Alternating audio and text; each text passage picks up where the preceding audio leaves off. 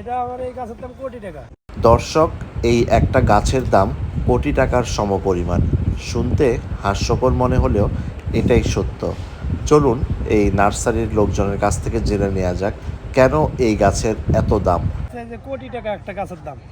একটা গাছের দাম কোটি টাকা? হ্যাঁ, এটা হলো সাদা চন্দন, লাল চন্দন আছে। হ্যাঁ। এক গাছ হলে কোটিপতি। এই গাছের দাম হলো 1 কেজি কাঠের দাম হলো 16,000 টাকা।